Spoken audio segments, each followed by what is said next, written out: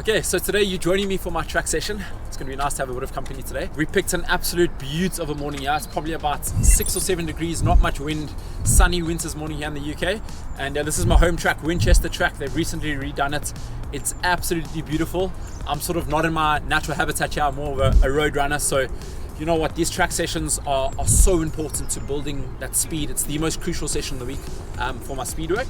And I find that on a track, you're just a little bit faster than a road.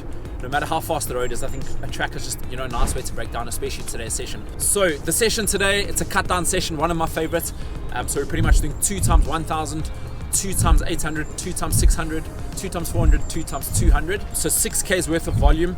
It's about a month away until my sub 1435K attempt. So your really crucial sessions, starting at about target 10K pace, building into target 5K pace, and then getting faster throughout.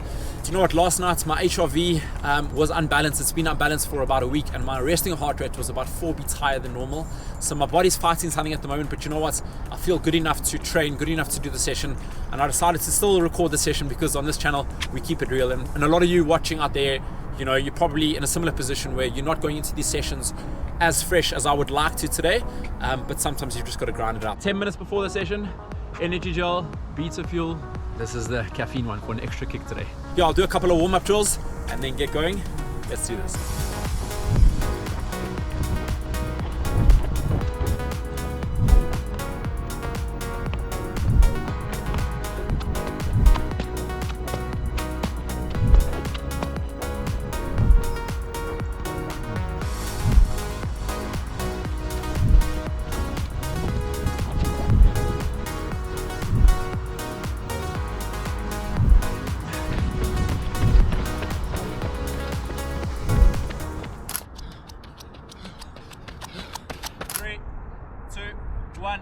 Let's go.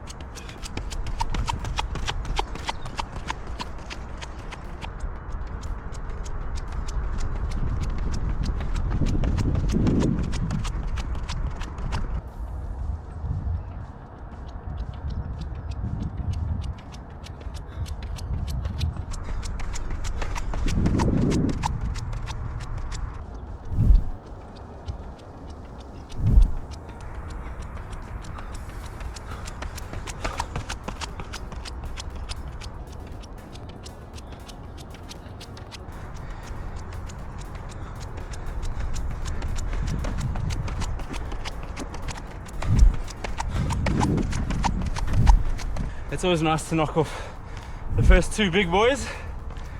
2K's down, 4K's to go. Feeling okay. Okay, body's a bit lethargic, but aerobically feeling good. Okay, 2 times 800 meters coming up. Let's go.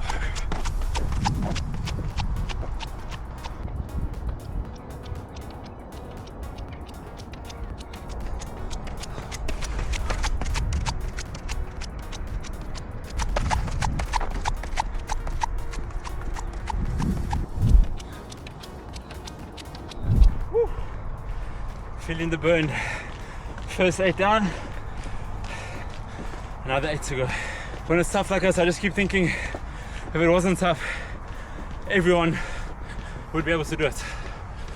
So there's time for fun and games in the week, and then there's business time.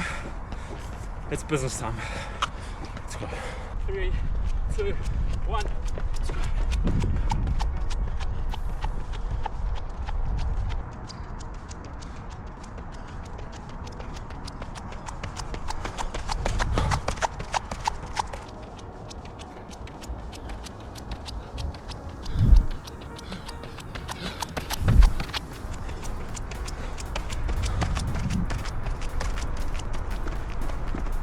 Woo!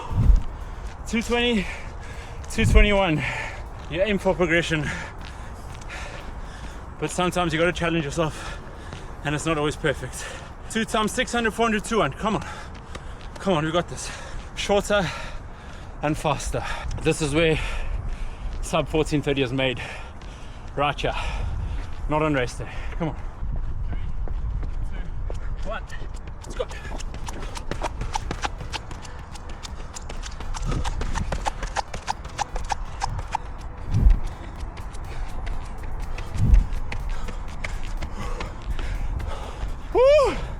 The burn is real. This is where, if you have people to work with, it helps so much. I'm pretending I'm racing against 14:30, and then the other thing I'm imagining is a dog chasing me, like a big Rottweiler or something. But it ain't catching us, not today.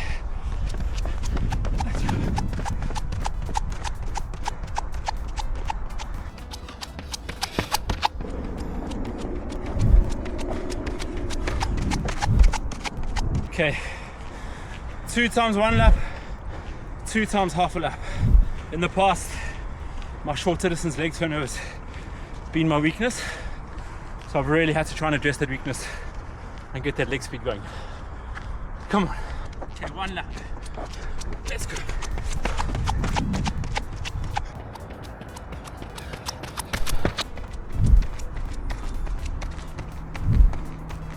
$66. We'll take it. Woo! I'm hurting. I'm not gonna lie. But race day, I'm gonna be pushing harder, hurting more. 400.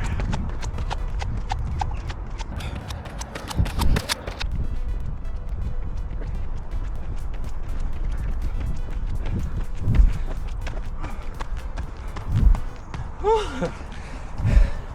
65. Woo. 1 lap of the track with a break in between. 2 times 2. 30 seconds. 31. If I can do that, I'll be stoked.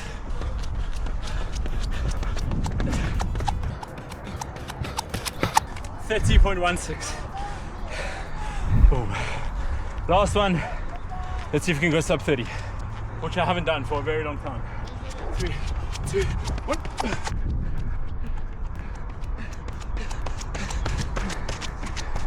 Woo!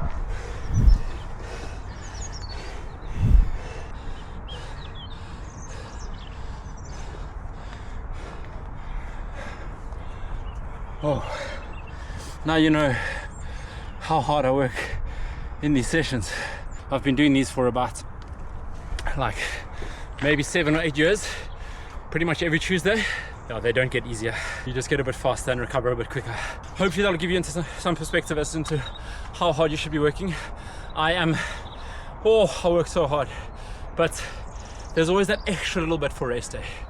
Yeah, do you know what? Body felt a little bit lethargic, but all in all, that was a very, very solid session. Yeah, I wish you could join me every week. Makes me push a bit harder. Time for a little bit of a cool down, some static cool down stretches, and then I'll answer some questions that you guys popped on my Strava. Let's go. 9 out of 10. How did you feel? Very strong? Nah, just strong. Oh, we hit a heart rate high of 180. Wow, we'll take that. Okay, session in the bank. It's been about 10 minutes since I finished. These track interval sessions leave you with endorphin kick like no other. You die at that point in time, but 10-15 minutes afterwards, you're all good and ready to go again. 6Ks of volume banked at faster than 5K pace, which is exactly what I need over the next 3 weeks. Now to just get healthy, get the other little bits and pieces right, and I'll give myself the best possible chance. Okay, so pretty much I asked on my Strava yesterday, if people have any questions that they'd like me to cover off in this video, pop them in the comments, so I'll be answering a few of those. So to be honest, life is crazy for me, for you, for all of us. So I'm not going to sit here and preach that we need to, do strength daily and stuff like that. I would say aim for at least 1 weighted strength session in a week. So what I'll do is I'll film a video of a weighted strength session. So you're looking to sort of progressively load that, get stronger, move forward just once a week, preferably on a hard day so you can recover on an easy day. And then as for the other bits and pieces, try and get in like a daily routine, which is a bit of like core mobility, very light strength, stretching, getting into that zone, so on and so forth. And that's about 10 to 15 minutes a day. I used to aim for it daily. I now do it about 2 or 3 times a week. But like I said, I'll make a video on that soon with a voiceover so you can follow along. So very good question. So just to explain, 80% should be like easy maintenance every day, and 20% fast where the money is made. And the way to do that is just simply, if you're finding that you're doing like a lot of quick stuff, quality stuff, then you pretty much need to up your easy running. If you are doing like cross training and stuff, remember that counts towards your 80% of easy stuff, if that is easy. My ratio at the moment, or you can go to around 70-30, but I wouldn't do more than 30% quality. And if you find that you are, more than 30% of your training week is fast intense, then you need to sort of work on upping that easier stuff and reducing that harder stuff. Maybe do your harder stuff a little bit quicker. So if you've followed my training, and I record everything on Strava and put it all on YouTube, I love breaking down a block. So if a 10-week block might look like, you know, first 4 weeks, or even heading into that block, like Operation Speed, really getting that speed going, and then working on strength, your body to handle the load that's going to come.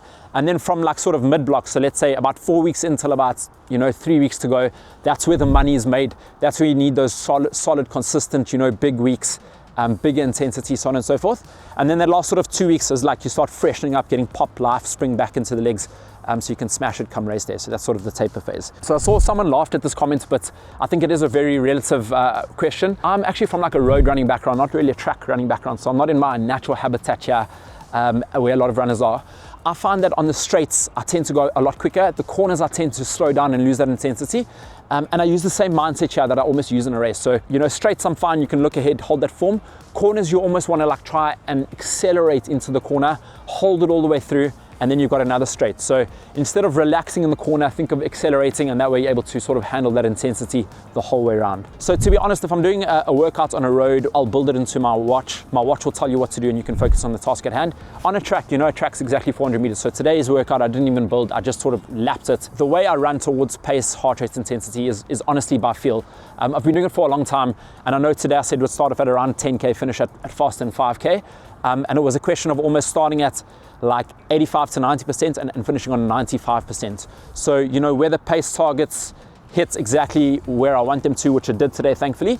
But sometimes they don't, and it's all about listening to your body, running to that correct effort, because that way you're getting the most out of your session. So I think 3 things here. 1, correct kit. So if you know, running in the correct shoes and correct kit, it just makes it so much more comfortable. I tend to do my longer tempo stuff in probably a pair of Boston 12s. You need to get your fueling right. Anything more than sort of an hour and a half of running, you want to fuel throughout, regular, small, and regular throughout. So maybe you'll take a gel or, you know, something solid at the beginning, and then sort of every 30 to 45 minutes throughout. And then lastly, you want to run to the correct intensity. So if you hit that tempo too hard from the beginning, it's going to feel like a struggle. You're going to be fatigued the next day. Whereas if you almost progress into it, running to the correct effort, comfortably tougher tempo, that way you're getting the most out of that day. That's a whole separate video. I've done a video on that recently on how to build that aerobic base, that zone 2. That's pretty much the house, and you get that house as big as you can, then you're able to sort of peak that roof even higher. So think about lots of work in that zone 2, and then harder stuff like today, you really want to pivot off as high as you can. So you know what, you don't need a GPS for a track workout. Obviously a track's 400 meters, which is perfect. It's like the one session you don't need a GPS for. And like today, like I said, I just auto lapped it. So just work on the 400 meter laps. Very, very good question. So obviously you're predominantly kicking off your right leg, and your right leg's doing more work than your left leg when you're taking the corners like this. And the way to sort of counteract that is to be doing your warm-up and cool down in the opposite direction. And when you're doing a session in like a park, like I used to do in Battersea Park, try and do the opposite way, so clockwise, the opposite way that you would run according to the track, just to strengthen that left leg as well. Remember, you should be doing single leg strength exercises, because running is a single leg sport. But yes, you definitely don't want to be too imbalanced. Already I'm about 52% on my right leg, 48 on my left, so track's not really helping that cause, which means I've got to do a lot of work on the left hand side. My recommendation on this is, if you are doing track races and you're doing them in spikes, which you most likely are, then you need to be doing some of your training on track, and especially your faster stuff in spikes, just so that your body is used to it. Spikes is obviously a lot more aggressive on your calf soleus area. I do like 1 track race a year, so I don't practice enough in spikes. When I do that, it leaves my calves in bits. I run pretty poorly, let's say, so I need to practice that more.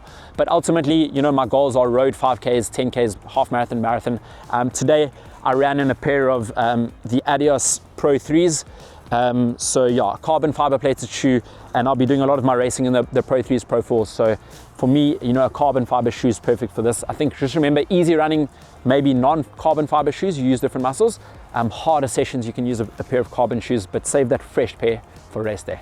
Cool, thanks for joining me. See you at the next one. Boom shakalaka, let's go.